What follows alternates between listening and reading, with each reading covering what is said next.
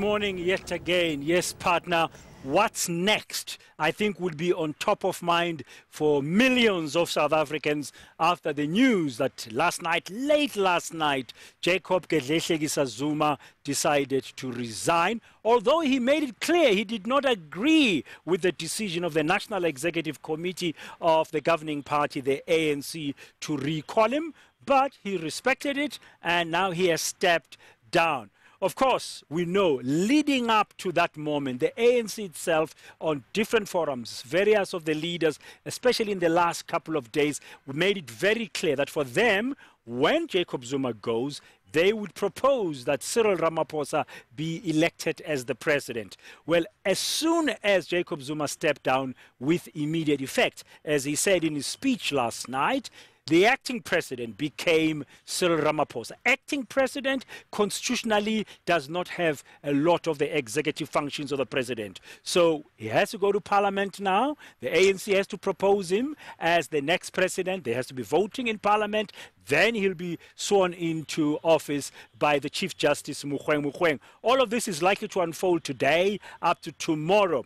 But then when Cyril Ramaphosa gets into office, he has to form his cabinet. He has to decide, for example, who will replace him as the Deputy President of the Republic. To help us understand all of this and analyze and speculate about the likely Deputy President of the Republic and other issues, if there will be cabinet reshuffles, I'm joined here, partner, this morning by analyst Kaya Sitole. We're just at the South Lawns here of the Union Buildings. Kaya, good morning. Thank you very much. I know, like many other people in the media and analysts and many other South Africans, you've hardly slept last night. So we really appreciate that you've made it all the way here to the Union Buildings. When I look up at that building there, beautiful building by Sir Herbert Baker from the early 1900s and stuff like that. The West Wing this morning is still there, but one man won't be there this morning. Before we delve into what's next, I just want to get an overriding sense of you, what has transpired overnight.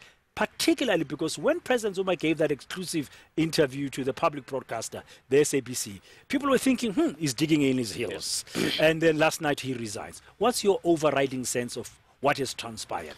Yeah, we've been through a lot over the past 24 hours as a country.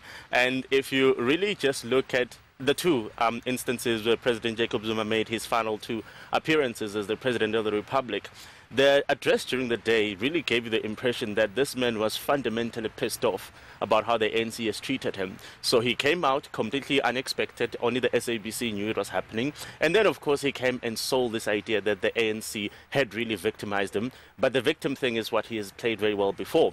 And I think at that stage, what he wanted to be able to do was to tell his side of the story of what has happened over the past couple of weeks. Because up until now, it's been sort of a one-sided narrative and really riddled with a lot of speculation. We didn't really know what he and Cyril Ramaphosa were discussing in the background. And then obviously when he then comes out and say, actually, the way the ANC is engaged in this particular process has been far more complicated than what people think. And I think what he also was able to do at that point in time, he was able to reach out to a lot of the other MPs that are going to vote today, a lot of the other ANC supporters, and say, oh, by the way, whatever you've been told about the way I've managed this particular process may not be particularly complete information, not necessarily inaccurate, but this is the full picture of the story. And at that stage, he was then able to sort of give a holistic viewpoint to a lot of people who were then thinking, okay, do we now vote for him or do we vote against him? So that is what he tried to do during the day. And I suspect that because he's the type of person who really has to read the mood within the party, he then had a couple of hours to then see whether there'd be any shifts. Now, maybe people would have called and said, oh, now we understand your side of the story. This is how we're going to do things differently. But clearly that didn't materialize to the extent that he wanted. So then when he had threatened to come back later in the night, we didn't know what he was going to bring back to the country. It was obviously either, yes, I agree to the resignation, or I disagree. And if you remember what he had said during the day, he was very clear that the ANC has got this one completely wrong as far as is concerned. So he really left us on tenterhooks until then. And when it gets to the evening, you got the impression that it was three essentially irreconcilable speeches that were delivered by one person. If you look at the opening salvo, this is a man saying, okay, fine. Clearly, the ANC has lost faith in me, and I make peace with this. And then there was this fundamental switch into the isiZulu language, where some of us who could hear him were like, this man is going nowhere. He was simply saying, look, I'm being victimized, and the Constitution is being disrespected. People are putting a party above the Constitution of the Republic, and if you had just stopped at that moment, the answer would have been, I'm not resigning. And then, bizarrely, it then switches to English. He still rambles on about all these things that the ANC has got this wrong, the Constitution is still being undermined, and even though they sent him to National Assembly is the only legitimate structure that can take him. And then boom, never mind that, I'm going to resign with immediate effect. It was just very, very strange. Okay, he's done, he's gone. Now, constitutionally, with immediate effect, he said he's gone. Acting President Cyril Ramaphosa. We expect now the parliamentary process of the election of him as a president to take place. The ANC is going to propose that.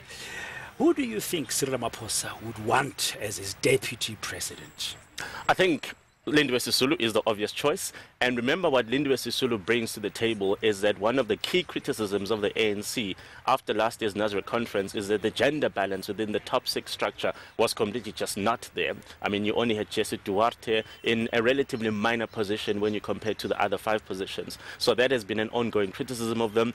And of course, he had already said that if he had the opportunity to sort of install his slate into the top 6, she was the one that he would have preferred. You don't think Didi Mabuza stand a chance? I'm asking this particularly because in the last week or so, the last 2 weeks, when they were going around the country giving the 106th anniversary rallies in different places, he came up out very strongly that he supports Cyril. He's going to work with Cyril, changing his tune very strongly. You don't think he stands a chance? No, I think it will be premature to instill Mabuza as deputy president of the country. It's just quite simply unnecessary at this stage, because what you're really trying to do here is build bridges across the system. And in my view, that if Cyril Ramaphosa is going to be ambitious, he might just even opt for 2 deputy presidents, and those will be, of course, Lindiwe Sisulu and Nkosazana Dlamini Zuma. I was just about to say, if you say he wants to build bridges, one of the way of building the bridge with the other side, then Nkosazana Dlamini Zuma would be to consider her as well. Because that really speaks into the conversation around unity. And in that instance, even if that relationship doesn't work out,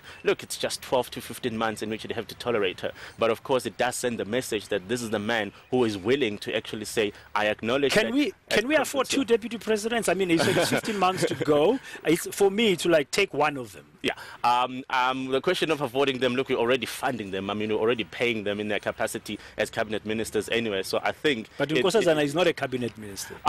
She's just an MP at this stage. But I think what will be happening there is that really the question of affordability, we've got an bloated cabinet to begin with. So I think the ANC is not going to let that stand in the way of saying that perhaps let us consider the question of 2 deputy presidents. Kaya, bloated cabinet. Is this an opportunity as well for Cyril Ramaphosa to make it less bloated?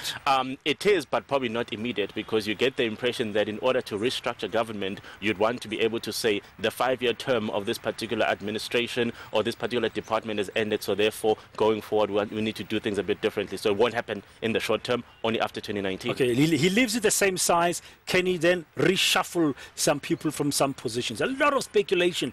Particularly, there are people in that cabinet we know they were staunch Jacob Zuma supporters. He has to do a reshuffle. And it's not a question of can he, it's a question of he must. Because what you have to do is that isolate the ministries that are very visible to the public. The Ministry of Finance, the Ministry of Social Development, and similar ministries. Those are very visible to the public eye. And of course, people have a very keen interest in sort of looking at who's running those ministries. So in that case, if he's going to feed into this message of renewal, he has to consider moving those people that are currently the public faces of those particular institutions, even if it doesn't kick them out of cabinet altogether, but to make them less visible. Lynn Brown is one example that comes to mind at public enterprises. Do you think next Wednesday, 21st of February, budget speech day, it will be delivered by Malusi Gigaba?